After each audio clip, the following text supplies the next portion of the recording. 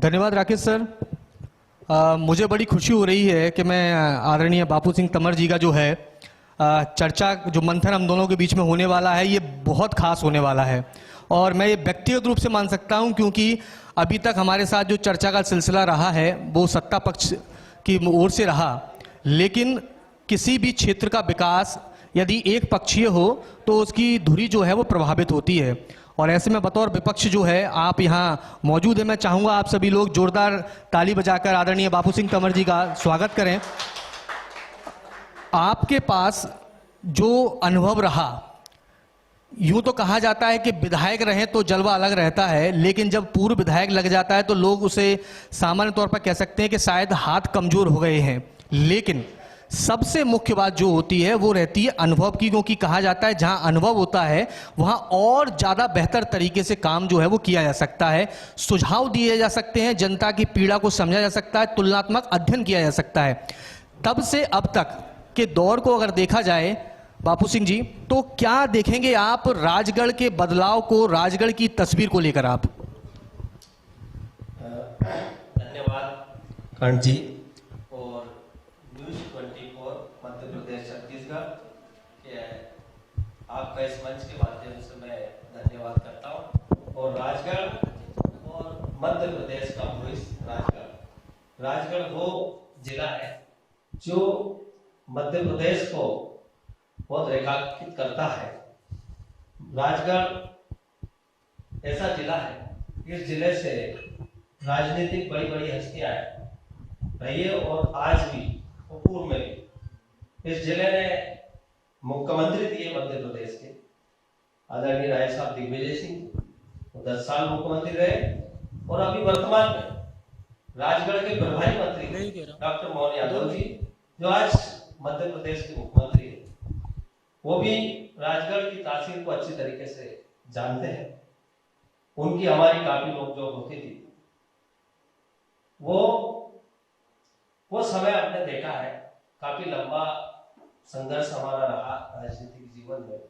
और एक पंच से हमने शुरुआत की, तो हमें ग्राम पंचायत से लेकर जिला पंचायत से विधानसभा तक का सफर तय किया है। उसका निश्चित रूप से जैसा आपने कहा कि अनुभव का लाभ मिलता है। जो अनुभव था, जब मौका मिला तो हमने उसका पूरा सदुपयोग करने की पूरा प्रयास किया। जैसे कि जब हम जिला पंचायत में थे तो ग्रामीण क्षेत्र में बहुत रोजगार की ऐसी बहुत कमी थी, पेयजल की बहुत समस्याएं थी। वो दौर था, उस समय में पानी की बहुत जल संकट हुआ। हमने छोटे छोटे सरोवर जिला पंचायत के माध्यम से, राहत कार्य के माध्यम से, तमाम योजना जो उस समय फंड की बहुत प्रॉब्लम हुआ था। आप ये देखें कि पहले पैसे की बहुत कमी थी, पर वो कम पैसे में भी कोशिश करते थे कि अधिक काम कैसे हो। जल संरचनाएं तैयार करने से ये फायदा होता था, पहले लोग तालाब ही नहीं बनाने देते थे। क्यों? कि जो उपजाऊ जमीन होती थी वही हमारे थोड़ी बहुत जो झील होती थी, उस झील में ही फसल होती थी, इसलिए उसमें तालाब बन जाएगा तो बोले फसल का हो। लेकिन हम लोगों के सकारात्मक सभी जनप्रतिनिधियों का सोच था कि भाई तालाब बनाए, पानी रुकेगा तो सिंचाई का रखना पड़ेगा। वो सोच इतना कामगर कर गई कि जब तालाब बनाने लगे और लोगों की बंजर भूमि उपजाऊ हुई, जब गेहूं की फसल होने लगी और अच्छी फसलें होने लगी, सब्जी होने लगी, तो लोगों को लगा कि पानी से सब कुछ हो सकता है। हम लोगों ने उस समय जब दिग्विजय सिंह जी मुख्यमंत्री थे, उस समय ये मोहनपुरा कुंडालिया परियोजना का सर्वे हुआ पार्वत।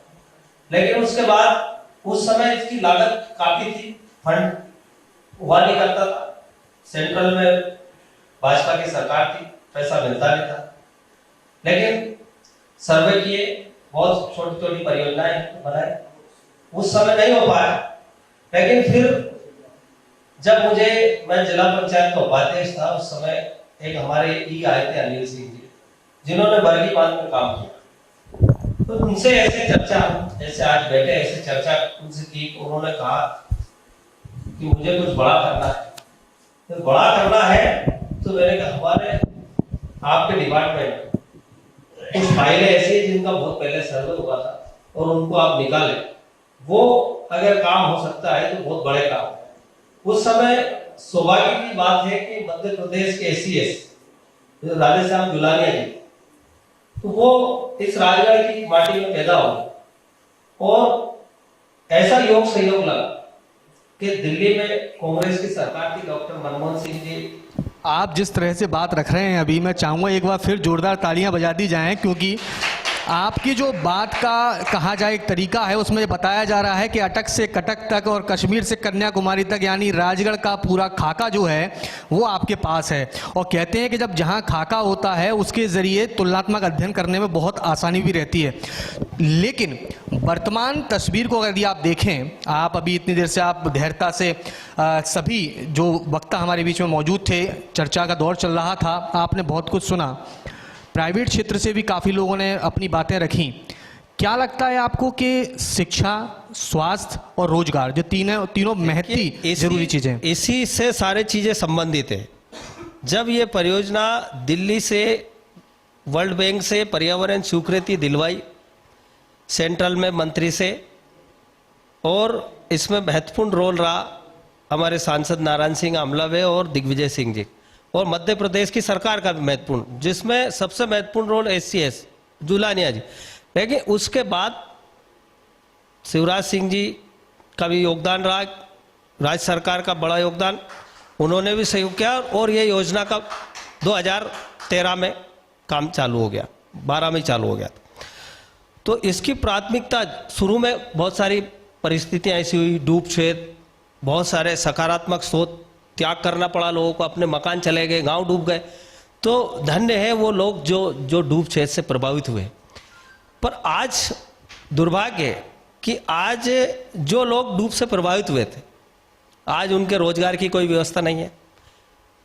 ऐसे 25-26 गांव के लोग ऐसे हैं जिनको, 36 गांव के लोग ऐसे हैं जिनको वहां से विस्थापित किया, लेकिन सरकार ने ये चीज प्रमुखता से नहीं रखी कि उनकी रोजगार की आगे क्या व्यवस्था है। मकान देने से उनका पेट नहीं भराएगा, पैसा देने से पैसा कितने दिन चलेगा।